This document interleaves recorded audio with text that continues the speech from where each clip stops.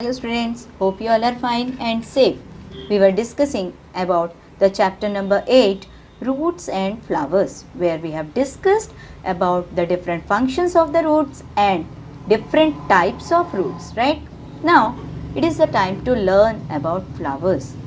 Flowers also play very important role in the life of a plant because it is the most beautiful part of the plant and it is the reproductive part of the plant. That means if we talk about the seeds, then the flowers play very important role when the new plants they germinate through seeds, right? So there are different flowers of different shapes, sizes, colors, even with different fragrances, right? It means they smell different. They have a very different type of their smell, that is called fragrance, right? Now, what are the different parts of the flower? So, we will see the structure of the flower. So, there are four main parts of the flower, that is petals, sepals, stamen and pistil, right? What are the different parts? Petals, sepals, stamen and pistil. Now, we will discuss about each and every part one by one. Petals, they are the brightly colored part of the flower, right? Now, what do you think? Why they are colored? It is because they need to attract the insects, right? The insects, they act as agents for pollination. That means they helps in reproduction of the plant, right? So, these petals, they are colored to attract the insects and they have a very sweet smell also. That is also to attract the insects for pollination, right? Then we have sepal. Sepal is the green leafy like structure that helps the flower or protects the flower when it is in the bud stage. We know before the flower comes, first the bud comes, right? And the bud changes into flower. So, the sepal, that is the green part at the bottom of the flower, it is to protect the flower when it is like a bud, right? Then we have stamen. Stamen, it is the male part of the flower, right? Now, it has two important parts. One is filament. So, the long thread like structure, that is filament, and on the filament it is the anther. In the anther there are some small grains, that means some powder like structure, right? These are called pollens, or we can say pollen grains. So, the stamen, it contains filament, anther and pollens, right? Then we have pistil. Pistil, it is the female reproductive part of the flower, right? It contains three main parts, that is style, stigma and ovary, right? So, the tube like structure, that is style. Inside that we have the stigma, that is the long thread, that is from the starting of the style to this up to the ovary, right? Then we have ovary, right? Then in the ovary there are small eggs, we can say, structure like eggs. These are called ovules, right? So, the pistil, it is the female reproductive part of the flower. It consists of three main parts, that is style, stigma and ovary contains the ovules, right? Now comes the some important processes that takes place in the flowers, or we can say in the plant, right? So, what happens is, when the insects they sit on these pollens, the pollens get attached themselves to these insects, to the legs of the insects, and you know the insect never sits at one place, okay? So, they keep on moving from place to place. So, from pollen of one flower they can go to the style or stigma of another flower, right? When these pollen grains they get transferred from the male part of the flower to the female part the process is called pollination, right? So the process when the pollen grains, they are transformed from or transported from male part of the flower to the female part, the process is called pollination. There can be many reasons how these grains are get transported or transmitted, right? Sometimes the insects, sometimes through wind, sometimes through water. So there can be many agents for this, right? Now when these pollens, they reach to the pistil of the flower, they go to the ovary, right? So these pollens, they slide down and they reach to the ovary, right? Now the ovary changes into the fruit of the flower, right? Now this process is called fertilization. Okay, so fertilization means when the pollens, they reach to the ovary of the flower and they get fertilized, right? So the ovary, it gets fertilized, then the reproduction process starts taking place and the ovary, it changes into the fruit of the plant. So we know that whenever there is a fruit, before that the flowers used to get bloom on the trees. So most of the flowering plants, they will have the fruits, or we can say most of the fruits, they comes through the flower. So it is by this process how the ovary changes into the fruit. And we know inside the ovary there are ovules, right? So when the ovary changes into the fruit of the plant, then the ovules, they become the seed of the plant. So that is the reason why the fruits, they have seeds inside them, right? So this is again a full process. I'll explain you once again. When because of any agent, the pollen grains are transported or transferred from the male part of the flower to the female part of the flower, the process is pollination, right?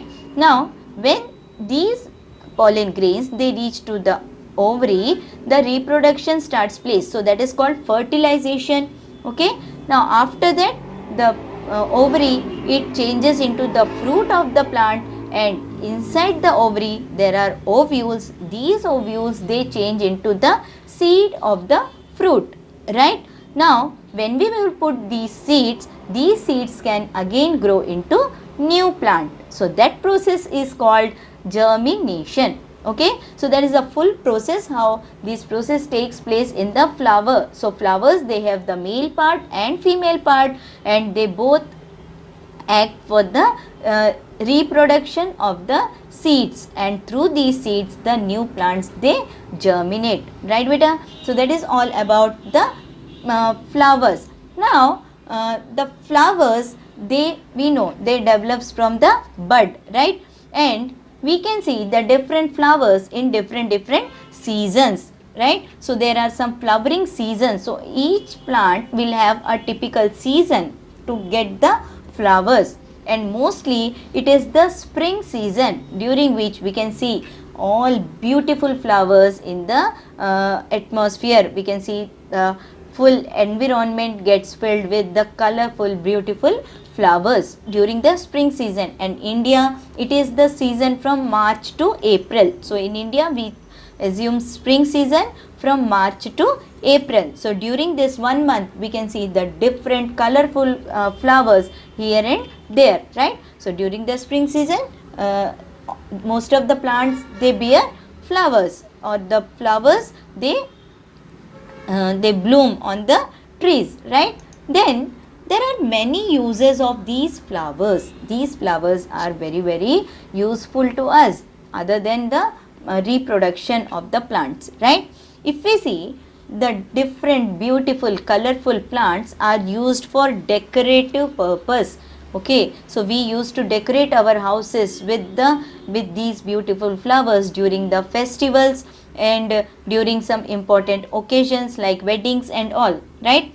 Other than that, we used to make the garlands of these flowers, and we used to use them for each and other, and even the ladies, they used to put these garlands in their hair, so that gives the beauty to the woman. Same way, we on some special occasions we make the rangolis, and we decorate the rangolis with the petals of some colorful beautiful flowers. If you see, during the Onam, the people, they make some beautiful rangolis, and they used to decorate their rangolis with these colorful petals, and these rangolis, they look very beautiful, right? Then the extract of some sweet smelling flowers is used for making perfumes, soaps, some lotions means some creams, and even for incense sticks. That means incense sticks means agarbatti. So if you go to purchase agarbatti, he used to tell you that this is mogra, this is jasmine, this is lavender. So that means what? If you will burn these incense sticks, you will get the fragrance of these flowers, right? So it is the extract of these flowers are used to make the soaps, lotions and incense sticks and all, right? Same way, the extract of some flowers like rose and hibiscus. Hibiscus means in Hindi we call it mandar, right? So the rose and hibiscus, the extract of these flowers, it is used as a beverage. That means it is used as a very special drink, that is called sharbat, right? So if you say sharbat, so that means it is the extract of some this strong flavored flowers like hibiscus and rose, right beta?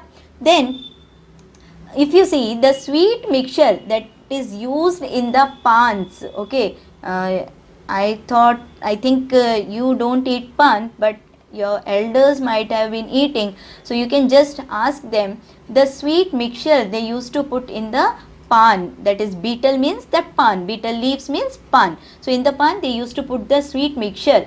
Now that mixture is also made from the dried petals of rose and the sugar, right? So there also, to give good taste to the pan, they use these flower petals. Same way, the flowers of saffron. What is saffron? In Hindi we call it kesar, okay. So in many sweet dishes we use the kesar to give the flavor and color, right?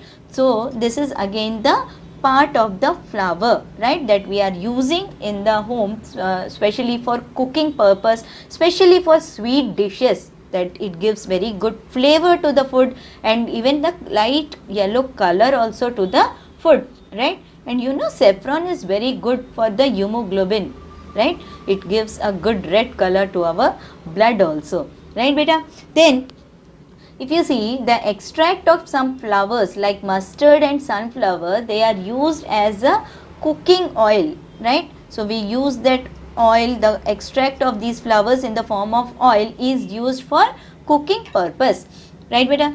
Then the designs of these florals, like, okay, so that is called motifs, okay. So motifs means the floral designs, they are used in many places. If you see on the pots, in the jewelry, then in the textiles, that means on the clothes, then in the brass items, okay. So in the beautiful paintings you can see these floral designs. So like that, in different places, these motifs or the decorating designs are used, so they are very much common. Same way, if you see, the flower patterns are very common on the clothes like bed sheet covers, pillow covers, then we have curtain covers, okay, and some sarees also we can see the beautiful floral designs, and even in the house we can see on the tiles and of the floor and of the walls. So many people, they choose these floral designs in the for the tiles of their walls and for their floors, right? So like that, these designs are very much popular to give a very good look, very rich look to the different things, right beta? Now a visit to a florist. Who is a florist?